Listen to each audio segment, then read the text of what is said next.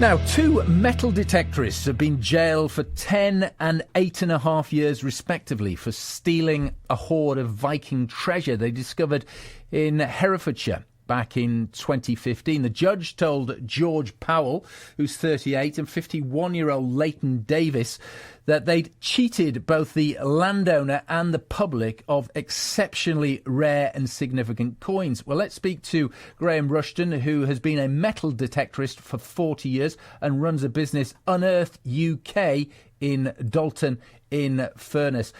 Graham, thank you for joining me. What do you make of this story? These guys were jailed today. What's your reaction to that jail sentence? Those jail sentences that were given out by the judge. Well, firstly, thanks for having me this evening, Adam. It's always a great pleasure to be on the BBC. I have to say, I'm absolutely outstanding. It's outstanding information coming through today on these criminals. I can only class them as criminals. I mean, you look at the sentences given out today in the courts. Powell got 10 years. Davis got 8.5 years for stealing treasure, which should have been handed in, which should have been gone through the correct treasure process. These guys, in their, I can only put it as lack of knowledge, decided to keep it away from the authorities. They got caught. They tried to sell the coins to a coin dealer or a coin seller, a gentleman called Wicks, who also got 5 years, 5-year jail sentence today. And I just think it's absolutely horrendous for the hobby of metal detecting to find these people, and we can only class them as criminals, using a metal detector, bringing the hobby into disrepute. It's been widely condemned in the metal detecting community. I mean, we don't class these guys as metal detectorists, Adam. I think these guys should be classed as criminals. They've obviously got their hands on a metal detector. They've found a hoard. They haven't gone through the correct procedure. They didn't even tell the landowner that they found it. And, of course, the authorities and the police soon were on their tails.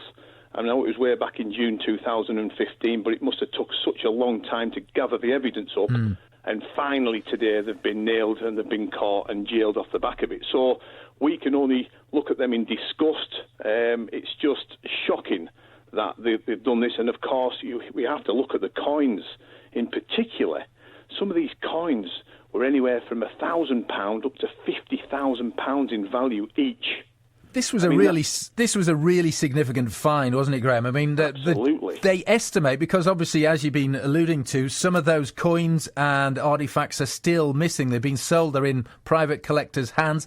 The collection could be worth up to £12 million. So this was hugely significant, wasn't it? It was. I mean, I've looked at the evidence today and a lot of the information that's been put on the BBC and other social media outlets. I mean, there's a lot of figures being bandied around at the moment, and we're sticking to the figures that seem to be going around about a £3 million Viking hoard. That's what they're classing it as. Even though the coins were Saxon coins, they think that it was a Viking that buried them. They've got a lot of information already about the hoard, and they're only just uncovering now more and more information about it. But there was also ingots in there, there was a gold ring in there, there was jewellery, there was a pendant in there that was very valuable. What's happened to the rest of the coins? I think there's only been 31 or so discovered or recovered, I should say. What's happened to the rest of them? I guess they're in private hands. We may never see these coins again, which is a great shame. But I have to say that, again, these aren't responsible metal detectorists. I mean, there's metal detectorists that go out every weekend, like myself, to uncover history, to bring coins and artefacts back to light for the first time in, it could be 2,000 years. And a lot of the detectorists that we know, 99.9% of detectorists do the right thing. If they find a hoard or they find a treasure item, they'll declare it and they'll go through the right procedure to make sure that these coins and artefacts and hoards are recorded in the correct manner. These guys have just gone out of their way. They thought they were going to make money off the back of it. I mean, you think about it. If they just flagged it up to the landowner and they went through the correct procedure, the treasure procedure, they would have got half the value of the hoard. That is incredible, isn't it? Incredible. The fact they would have got, half of £3 million? It would have been either half or a third, Adam, wow. Yes. I mean, they would have been rich men. Dear. And now they've got a lengthy jail sentence ahead of them. So they can only, hold their heads in shame what they've done. It's absolutely awful.